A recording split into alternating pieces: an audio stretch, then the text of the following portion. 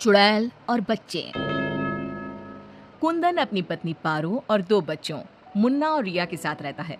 चारों का परिवार अच्छा खासा खुशहाल चल रहा था, लेकिन एक दिन उसकी पत्नी पारो सीढ़ियों से फिसलकर गिर गई और अस्पताल पहुंचने से पहले ही उसने दम तोड़ दिया। कुंदन की जिंदगी तो जैसे वीरान हो गई। बच्चे भी बहुत दुखी रहने लगे। इसी तरह देखते देखते 1 साल बीत गया। एक दिन कुंदन का मित्र उनसे मिलने आया। अरे कुंदन, तुम इन बच्चों के लिए दूसरी शादी कर लो। कम से कम बच्चों की ठीक से परवरिश तो हो जाएगी। मित्र के बार बार समझाने पर कुंदन तैयार हो जाता है।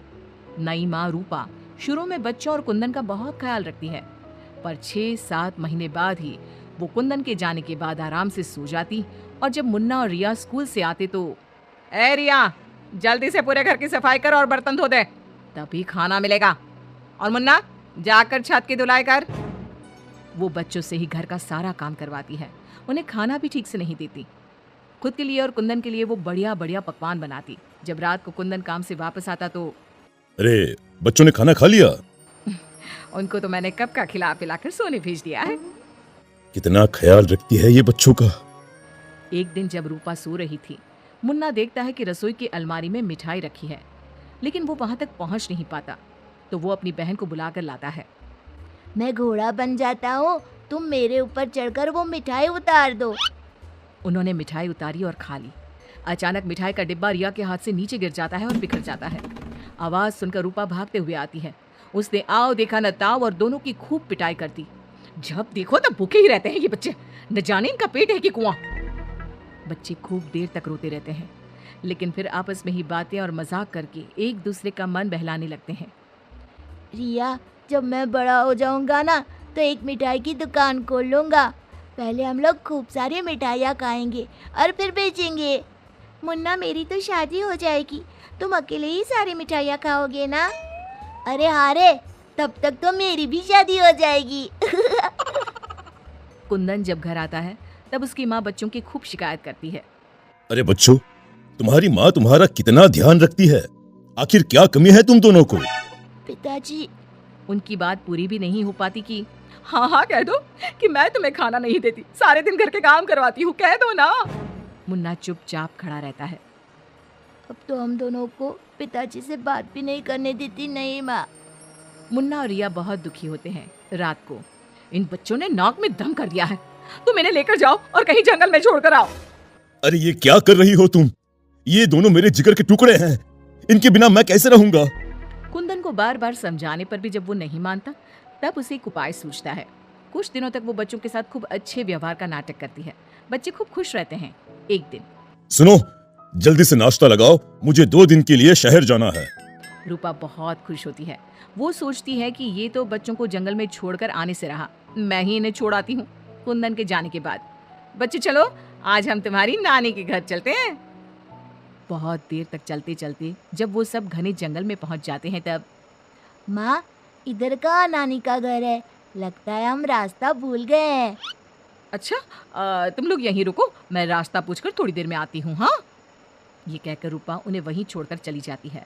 बहुत देर हो जाती है और रूपा वापस नहीं आती तो माँ कब आएगी भैया? इस तरह सुबह से शाम हो जाती है। जहाँ एक तरफ बच्चे जंगल में अपनी माँ का इंतजार कर रहे होते हैं, वहीं दूसरी तरफ रूपा घर में आराम से बैठी थी। इसी तरह 2 दिन बीत जाते हैं और 2 दिन बाद कुंदन जब घर वापस आता है तो, बच्चे कहाँ हैं? मैं उन्हें जंगल में छोड़ आई। ये तुमने क्या किया रूपा? बच्चे बेचारे जंगल में अकेले कहाँ भटक रहे होंगे? क्या किया तुमने ये?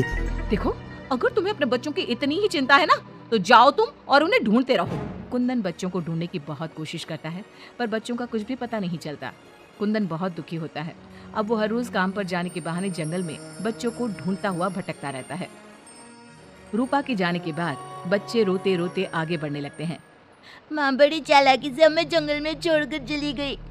अब हमें रहने के लिए कोई ठिकाना ढूंढना ही होगा। अब तो अंधेरा भी गिर रहा है। आगे जाते ही उनको एक झोपड़ी दिखती है। बच्चों को थोड़ी आशा बनती है। दोनों भागते भागते वहां पहुंचते हैं और झांक कर अंदर देखते हैं तो एक बुढ़िया चरखे पर सूत काट रही थी।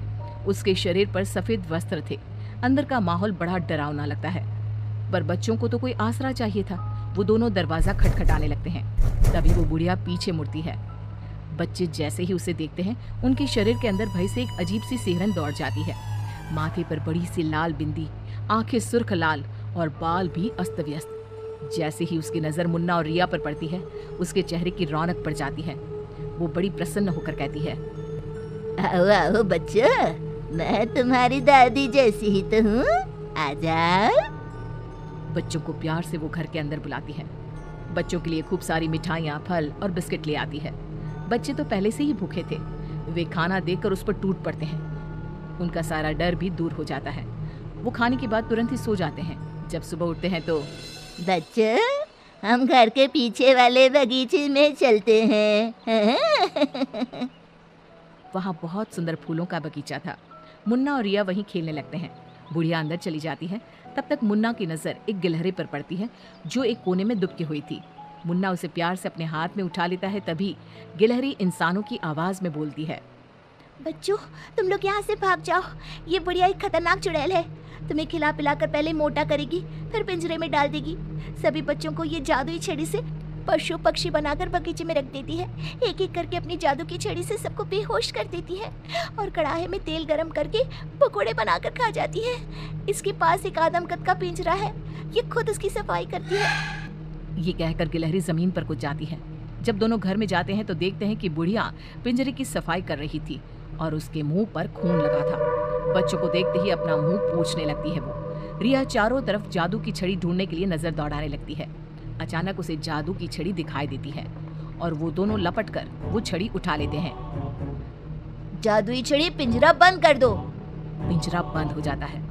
पिंजरा बंद होते ही वो बुढ़िया एक खतरनाक चुड़ैल बन जाती है और चीखने लगती है, दादी, आज तुम भी पिंजरे में बंद होने का मजा उठा लो ना। दोनों हंसते हैं। दादी दादी, यही वो जादुई छड़ी है ना जिससे तुम सब बच्चों को चूहा, बिल्ली और गिलहरी बनाती हो?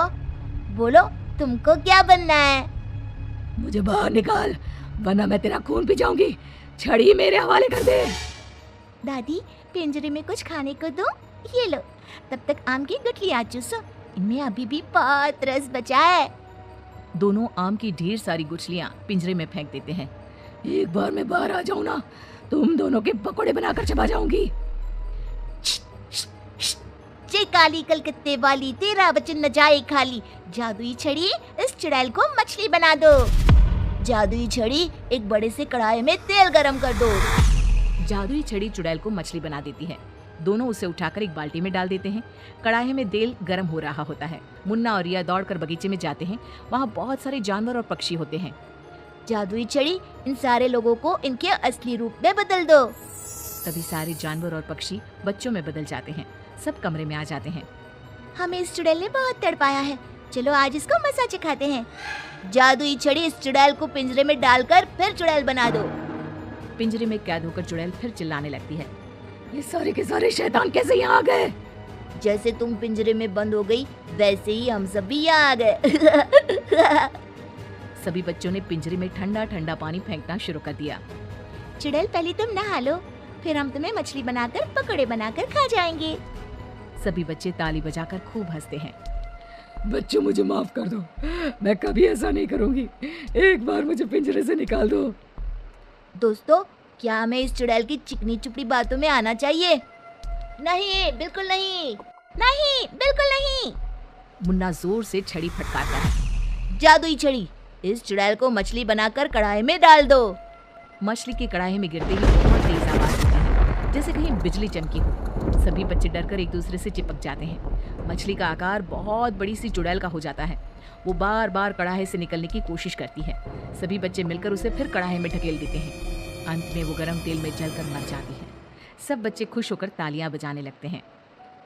मुन्ना जादू की छड़ी की सहायता से सभी बच्चों के साथ शहर आ जाता है।